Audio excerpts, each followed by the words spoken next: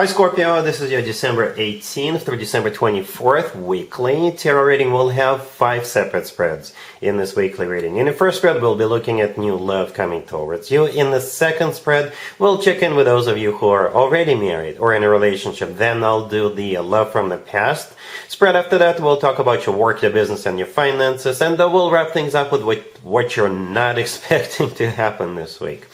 Please like, share, and subscribe to support this channel. This first spread is on new love this week. We have the Three of Wands clarified by Strength. Then we have the Queen of Swords, the King of Swords. Both of them are clarified by the Ace of Cups. In the potential outcome, we have the Hierophant with the Six of Wands and the Ace of Pentacles. And we have the Ten of Pentacles on the bottom of the deck. You could be dealing with an air sign, Gemini, Libra, Aquarius. We also have Leo, Taurus. But you could be dealing with pretty much any zodiac sign. I got to be honest with you, Scorpio. I did not see this coming. Perhaps you don't see this coming too. I'm very impressed. Very impressed. I did not expect to see this. Don't get me wrong. I believe this is an amazing, beautiful reading for the two of you. But we got the Queen and the King of Swords, right? I don't usually anticipate this type of dynamic, this type of connection between a Scorpio and another individual. Again, don't get me wrong. I'm just a little surprised. All right, this is amazing. The King and the Queen of Swords, that's you and your person. And I always interpret the King and the Queen of Swords, if we're not talking about air signs, this is a power couple, a very powerful couple, all right?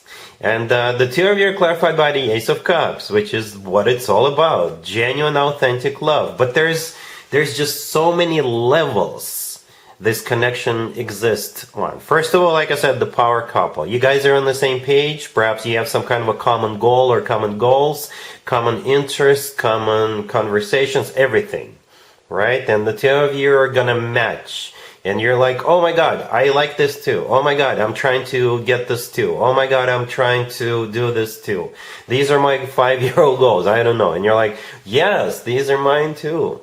Right? The Three of Wands, the first card that came out, is clarified by Strength. Beautiful cards. The Three of Wands is a card of somebody who made up their mind, somebody who made a decision, and after that there is no turning back. And the decision, the mutual decision, is to get the show on the road. Because the two of you can conquer the world together. Right? And Strength, clarifying the Three of Wands, could be a card of pure, raw passion. Right? Strength is a Leo, major arcana card. But my favorite interpretation of the Strength card is loyalty. Loyalty. Right? And that's what I think, that's one of the things you have in common. Right? Two very loyal individuals. Right? And you're going to be loyal to one another.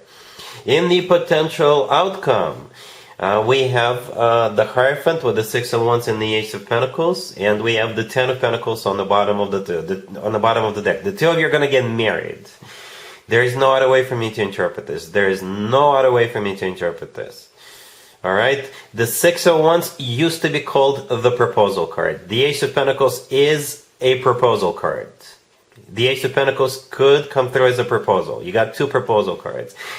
And besides that, this is like a life-changing event. Perhaps, like I said, you did not see this coming either, right? Especially by the end of the year, right? The Ace of Pentacles has that pathway in the right bottom corner, right? This is a pathway to a new life. The Ace of Pentacles is a golden opportunity. It's a done deal, right?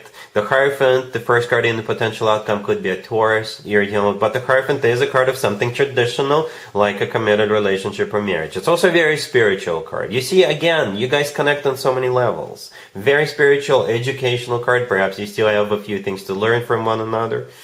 All right, and the Ten of Pentacles on the bottom of the deck is the second commitment and marriage card.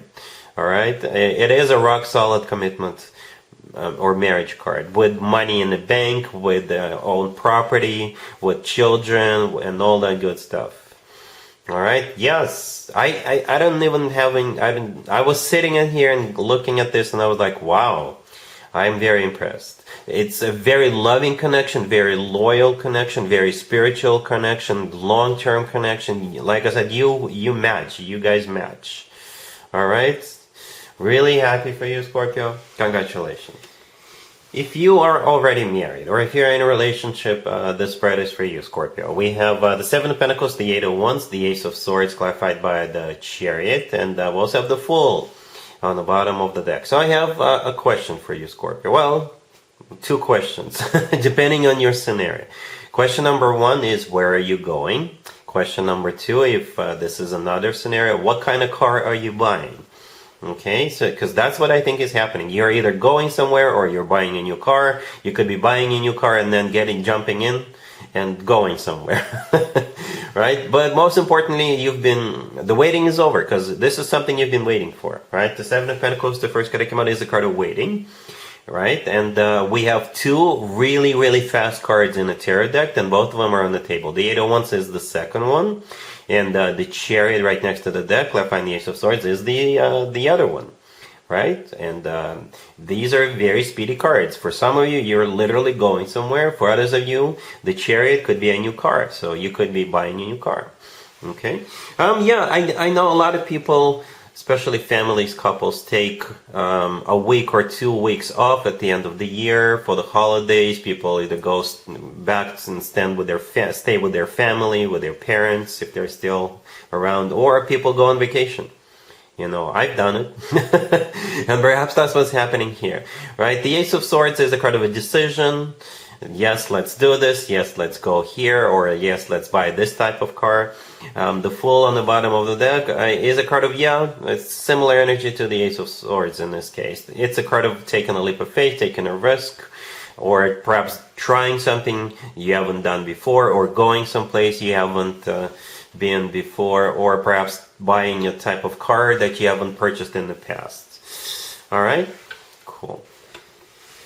Let's see if anybody comes back from the past for you, Scorpio, this week. Keep in mind, it doesn't have to be the most recent ex. Also keep in mind, Mercury is in retrograde until the end of the year. This is when more exes than usual tend to resurface. So we got the Five of Cups, clarified by Judgment. Then we have the Knight of Pentacles, the Wheel of Fortune, and the King of Wands on the bottom of the deck. You could be dealing with a fire sign, Aries, Leo, Sagittarius. We also have Earth, Taurus, Virgo, Capricorn.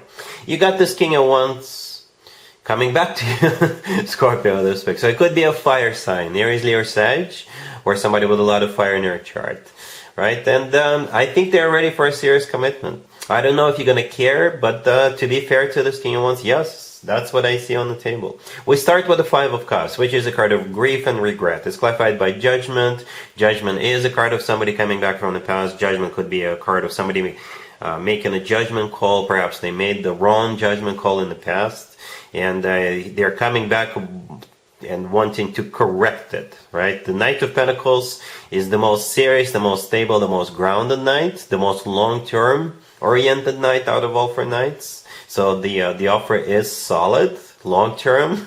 The Wheel of Fortune right next to the deck is a restart of a cycle, right? It is a card of a starting or restarting a cycle when it comes to people from the past.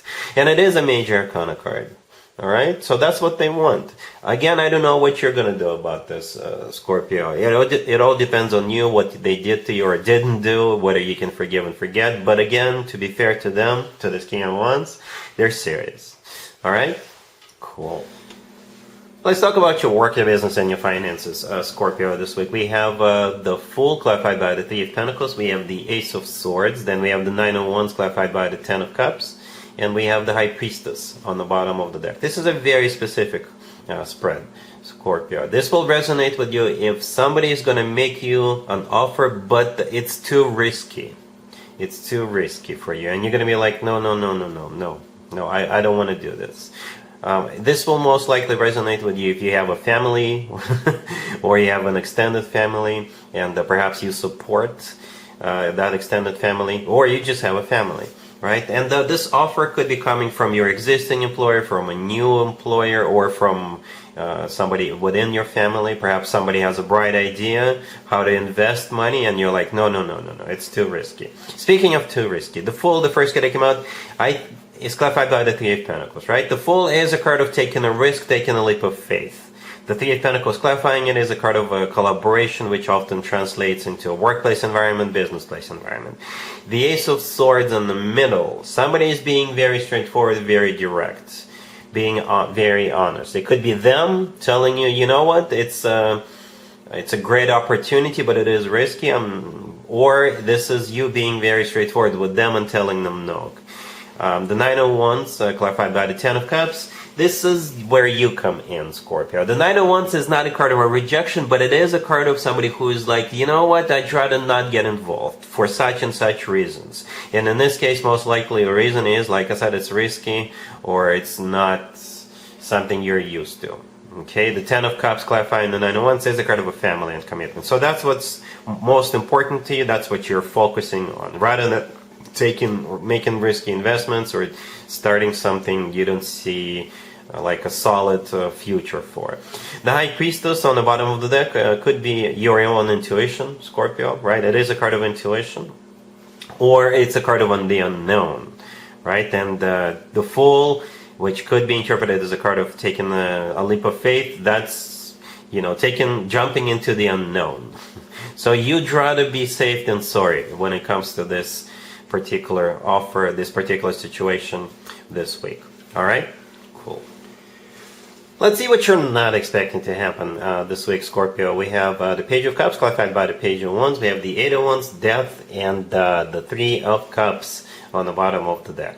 What you're not expecting is to be invited to some kind of an event, or maybe too many events, right? The Three of Cups on the bottom of the deck, it is some kind of an event, and perhaps you're invited to a New Year's party, or you could be invited to multiple New Year's party, and you'll have a dilemma on your hands. Which of them to go to? Yeah, the Page of Cups, the first card that came out, it is an invitation. It's clarified by the Page of Wands. Same deal, also an invitation. The Page of Wands could be confirming that yes, you're invited to that event, or it could be another event. Two invitations, right? The Eight of Wands could be a card of communication, right? Or a card of literally going somewhere. And Death right next to the deck, that would be you, Scorpio. That's your major arcana card. It's the only major arcana card on the table. So you are in high demand, Scorpio. Somebody or multiple people, multiple places wants you to attend this event. It kind of feels like a New Year celebration, but it could be another event. Okay, it could be someone's birthday. We're wrapping up Sagittarius birthday season, and we're starting Capricorn birthday season, so it could be that too.